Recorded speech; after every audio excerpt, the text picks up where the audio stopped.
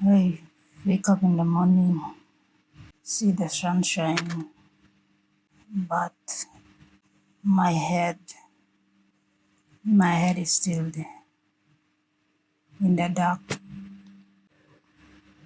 I always wish the nights would last longer.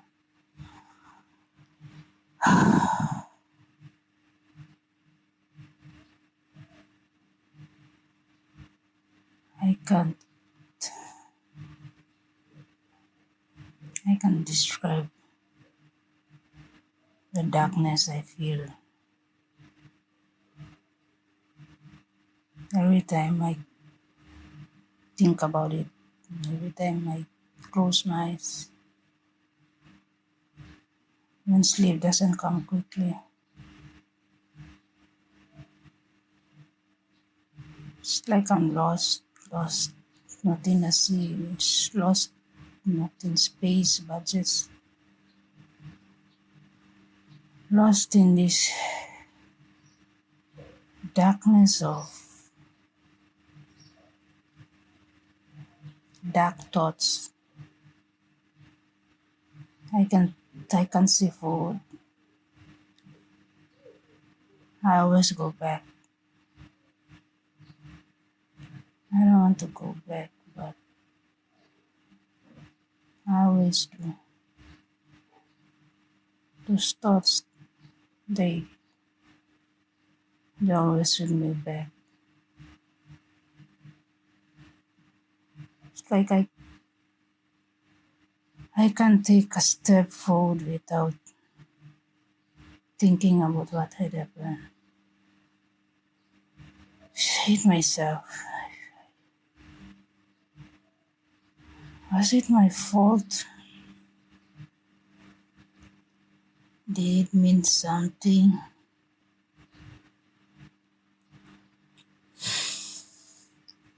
I don't know. I don't know myself. I don't even know who I am. I'm just existing for the sake of being there.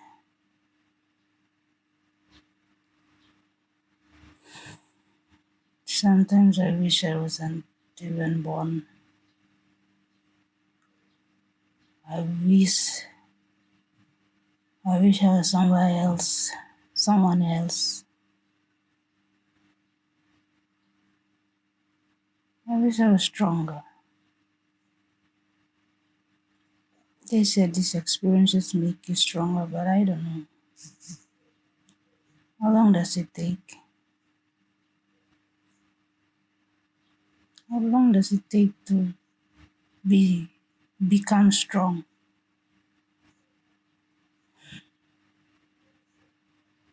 I'm just walking around with this heaviness in my heart, in my head. I don't know who else can understand me.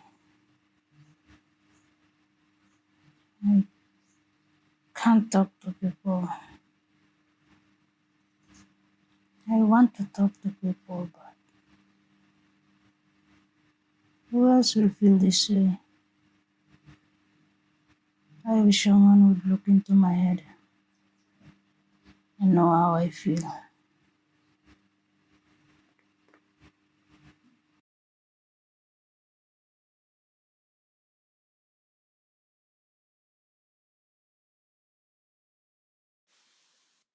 When I was younger, I'd imagine plants that were being flailed about in the wind. Those plants that were being pushed and pulled and being threatened to be uprooted by those winds. I'd imagine them scream. Funnily enough, though, they weren't screaming for the winds to stop, but they'd be screaming for strength. Hold on, they'd yell. Just a little bit longer, just hold on. It's going away. Oh no, it's coming back. Be strong. And they will be. That's survival, I guess. Doing what you can, given what you have, and changing, adapting to those new conditions. See, silence is a survival mechanism under the conditions of heavy trauma, heartaches, and secrets. In the Western world, a great handful of people see silence as cowardice and weakness, but probably don't know what it's like to be a strong woman, much less a black woman. For every black girl's childhood has had adult problems seeping in like ink and voiding the innocence that's being replaced by the burdens of the world. Because even at that young age, everything that goes wrong and every wrong that is done to us is our fault. We're expected to be the support of other people. We're expected to be strong. We're expected to be the roots that keep everything grounded. But most of all, we're expected to bear children that will share the same womb, the same stomach that carries everybody's burdens. Please, do not label us as cowards for keeping silent. For our silence means keeping the whole fabric of a society intact. For our silence is keeping families, relationships, and mental health intact. For our silence is keeping your peace. For our silence is what strengthens you, but weakens us. Because our love is stronger than your hate, and so we will be silent until you learn to love us the way we love you. Until then, I will be where I always was, loving you more than myself while dying away in silence.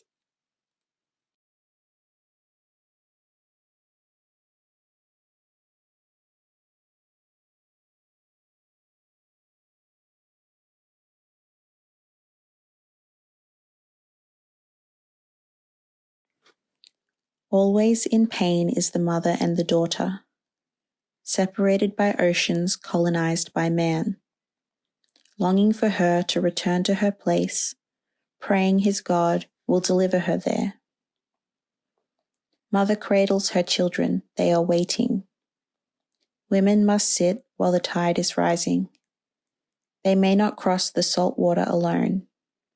Beyond the horizon, warmth is calling.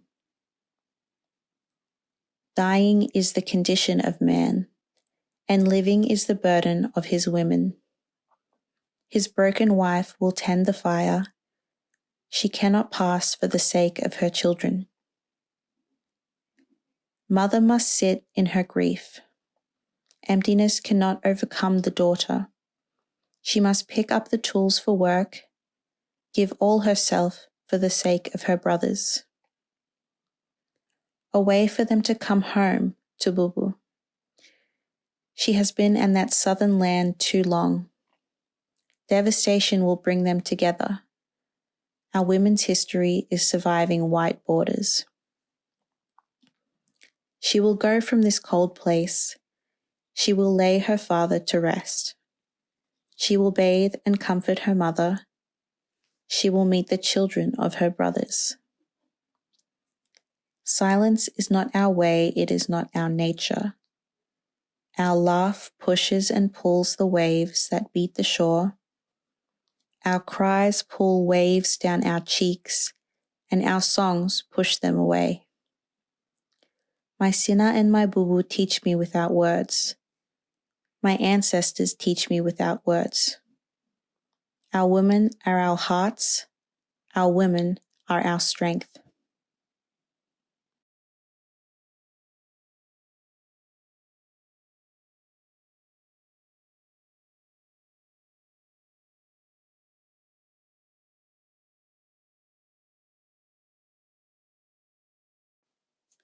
I am expected to die silently, preferably behind closed doors, with my mouth firmly closed and my wounds concealed, obligated and burdened to play my part within society, whilst adhering to these standards of which I had no say in constructing. I am expected to not interrupt and disturb the peace and comfort of the living. Rather, a dreaded silence is imposed on my death.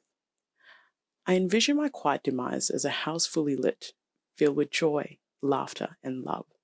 Then over time, all lights are turned off, taking all I have to offer and then some, until I am in a cold, dark room alone. It's as though society has this perception that my body and spirit is created for their use. Until my cup runneth dry, then I am to be tossed away. All the while, my silence is still in force. In the end, the message is received loud and clear. I am to repress my physical and emotional pain so my death can be bearable and to not discomfort those around me. My death is silent, uninterrupted, unknown, and slow. But I am choosing not to be silent anymore. I am tired of the discomfort that my slow death brings to you. I am tired of being abandoned. I am tired of the excuses you make to protect face. I am tired of being made to feel a failure when I want to leave the house that claims to be a home. I am tired of being ashamed when I want to express my fear, suffering, and grief. I am tired of it all. And so, I will not die away in silence.